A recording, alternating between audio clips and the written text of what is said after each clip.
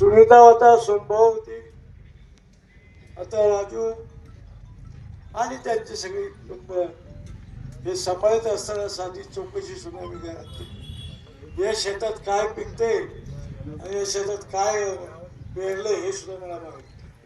का नाही तुम्ही संपूर्ण समाजासाठी त्याच्यातून मला सगळ्यांनी मी 12 निवडणुका लढवल्या, त्याच्यात 11 जिंकल्या. एक विधानसभा हरली नाही तर बाकीच्या सगळ्या जिंकल्या. आणि जिंकीत असताना त्या जिंकल्यानंतर सत्तेच्या माध्यमातून या भागाचं परिवर्तन करण्यासाठी आमचा हा मलठण कवठेकर 1 नंबरचा दुष्काळी भाग, पण त्या दुष्काळाचं परिवर्तन करण्यासाठी मी राजकारणात उतरता विडा उचलला. हे सगळं चित्र मी माझ्या आयुष्यात बदलून दाखवीन आणि ते बदलवलं.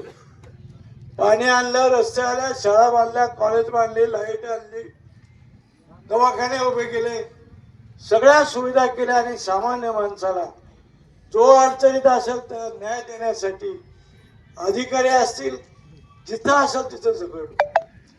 पोलीस स्टेशनच्या कधी भांडण आलं ते माझ्याकडे आलं, तुम्ही फक्त मिटवण्याचा प्रयत्न करा. मी कधी अशी वाईट तडजोड करून पोलिसाला 2 पैसे देण्याचा सांगितलं नाही. आणि पोलिसला तर सडकून सांगितलं की बिगर पैशाच्या याला मदत झाली पाहिजे.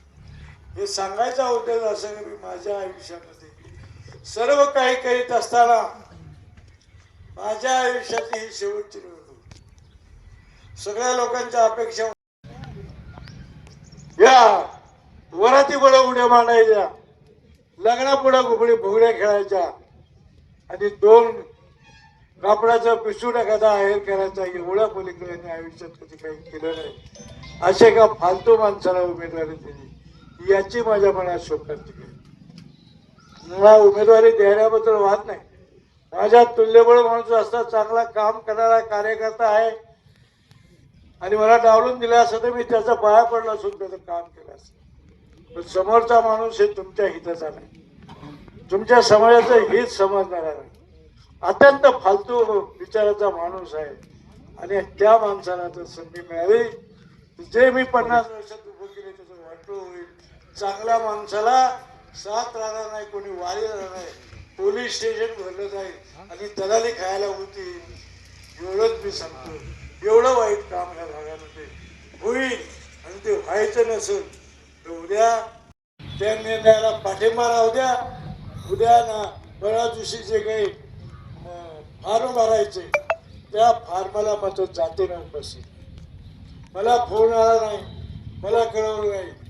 हजारोच्या संख्येने प्रचंड गर्दीत आपला फॉर्म दाखल करू आणि पुढच्या कामाला जे होईल निर्णय त्या निर्णयाप्रमाणे उमेदवारी घेऊन कामाला लागू. त्यामध्ये तुमची महत्वाची साथ राहील एवढीच अपेक्षा होती. जाता जाता विनंती करतो, एवढी शेवटची विनंती माझी पुरी करा. तुम्हाला हात जोडून विनंती करतो. आयुष्यभर मी लोकांच्या कामापेक्षा काहीही केलं नाही. पैसा मिळाला नाही,